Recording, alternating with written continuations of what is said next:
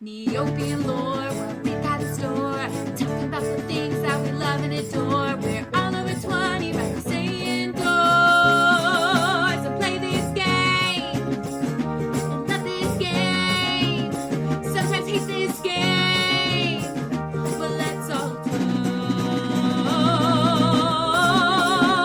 talk about Neopian lore. Yeah! Woohoo! Welcome to episode 16 of Neopian Lore, where real life meets Neopia with the Tooth Fairy. Remember as a small child losing a tooth, placing it under your pillow, and in the morning it was replaced with some pocket change? Or maybe you were the child who hid the fact you lost a tooth from your parents. Regardless, I'll try to be as accurate as possible and attempt to pronounce all names correctly. But keep in mind, this world is fictional and this is all just for fun. I'm your host, Krista Poyman. Now let's cozy up to some nostalgia. The Tooth Fairy is one of 9 unique fairies who inhabit Neopia. She is well loved by younger Neopians, especially when they have a baby tooth that falls out and she gives them a handful of Neopoints in exchange for it. Older Neopians, who don't often lose their teeth, have a slightly less special place in their hearts for her and often become grumpy when she cheerfully reminds them to floss. Truly oblivious to any negativity that she receives as a result of her helpful comments, the Tooth Fairy spends all her time fluttering this way and that, picking up teeth and offering helpful reminders about dental appointments. I'll be honest, the Tooth Fairy's lore is lacking, but I still find her fascinating nonetheless. She was so underappreciated, 2 users sent in to the Neopian Times about it, causing TNT to write her Neopedia page many years after her release and created more Tooth Fairy themed items. At least it's a step in the right direction for someone who literally gives you money for something that naturally happens. The Neopian Tooth Fairy has bright blue hair and a high pony, blue gloves and leggings overlaid with a flowy pink dress. My favorite part of her design, though, are her glorious fuzzy blue leg warmers. I think someone on the creative team was like, hey, what if we make our own version of the Tooth Fairy, but with an 80s workout aesthetic? Fun fact, in her original design, she had long blonde hair with a floor-length dress and pink wings instead of glass blue. For some reason, she was also missing a face. I'm not sure why so many of the early 2000s fairies didn't have a face, but that was a thing. According to her Neopedia, the Tooth Fairy is the youngest of the unique fairies, but still quite old. Her hobby is listed as encouraging Neopians to brush for at least 3 minutes before going to bed.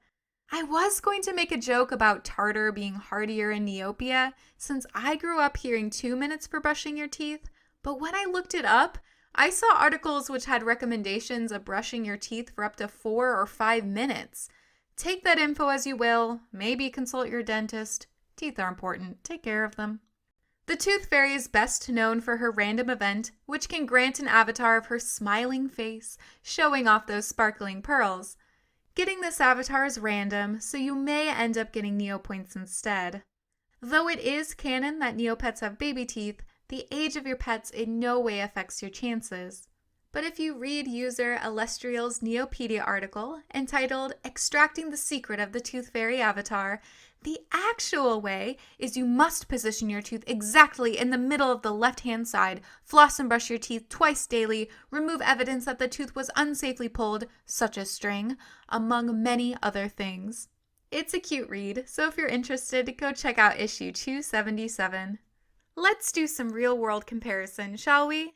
There are many traditions with children and lost teeth, as it is seen as a step towards adulthood. For example, during the Middle Ages, children were instructed to burn their baby teeth, since if they didn't, they would supposedly spend an eternity searching for them in the afterlife. In many cultures, there is also a correlation of mice and teeth, due to rodents having teeth which indefinitely grow. Children leave out their teeth as offerings, and in exchange, their adult teeth will grow in stronger. Instead of the Tooth Fairy, some believe in a specific mouse who collects the teeth. Spain has Ratoncito Perez, Italy, Topolino, France and Belgium, La Petite Souris. Please excuse my pronunciations. As said earlier, there is wide variation seen around the world. Instead of mice, some believe in rabbits, beavers, or even squirrels, but the idea is still the same. The origin of the tooth fairy is hard to pinpoint, but it's potentially linked to France. Some children would place a lost tooth in their shoes overnight, and in the morning they would find their tooth replaced with a coin, thinking it was transformed by a fairy.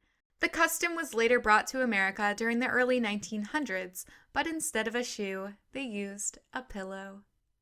Traveling back to Neopia, I feel like the tooth fairy is rarely seen. Clearly, she's not a part of the fairy quests, but what about the fairy festival? So I did some sleuthing, checking out all the past festivals as, quote, who's invited to the fairy festivals? All of Neopia's fairies. In all of the years, there's only one instance where I can find the tooth fairy present. Maybe she was busy, but I think she doesn't show up because of one in particular, Faerie. Why do I say this? Well, if you look at the Tooth Fairy's Neopedia page, you'll see the following. The other fairies are impressed by her dedication, though some were a bit aghast when she confronted Queen Faerie about her brushing habits.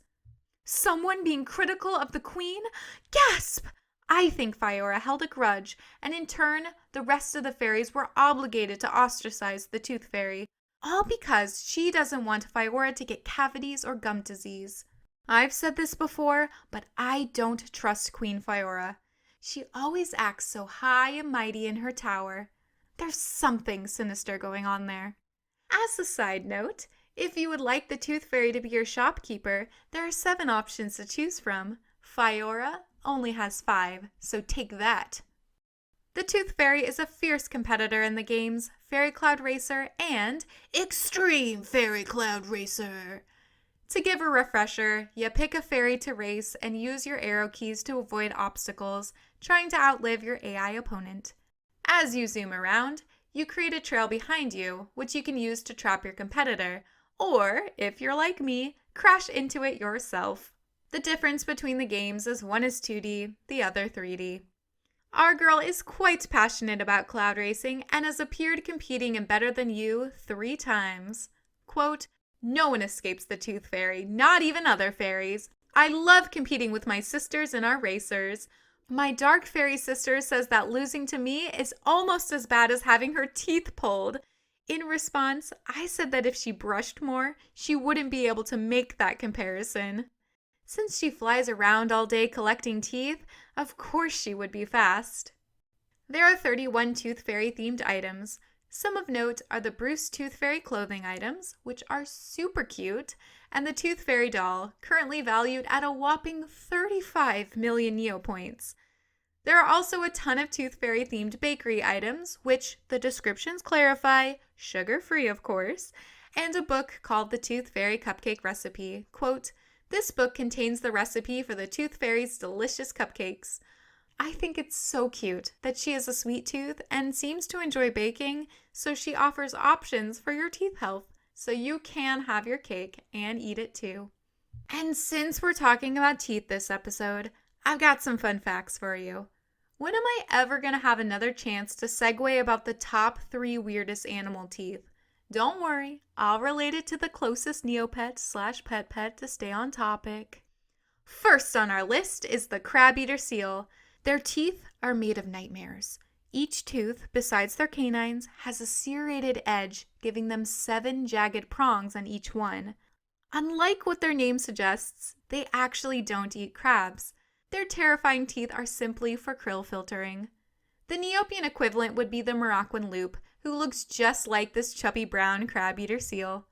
Next, we have the tiny tufted deer, who only weighs around 35 to 65 pounds. These little deer have long canines, very Dracula-like, hence their nickname, vampire deer. Instead of males using their antlers like their cousins to brawl other males, they use their teeth. If you check out the Halloween Nuck Pet Pet, you can have your own digital tufted deer. And they're wearing a cape and a mask, an even better allusion to the vampire deer. Lastly, the sheep's head fish. Ever since seeing a picture of this fish many years ago, it's haunted my dreams. Picture an average fish. Now insert human teeth in its mouth. Look it up. I dare you. It will send shivers down your spine. Their teeth are shaped like ours, unlike most fish with small needle-like ones, since their diet consists of mollusks and crustaceans. The best Neopian comparison is the Moroccan baba. Get it? Baba, sheep's head. It has a similar body shape and it is gray and white like the sheep's head fish, though not striped. But we're not sure what the baba's teeth look like, since luckily its mouth is closed, and I'm too scared to know. Nonetheless, the Tooth Fairy is a well-respected Neopian who is known for her perky, upbeat personality.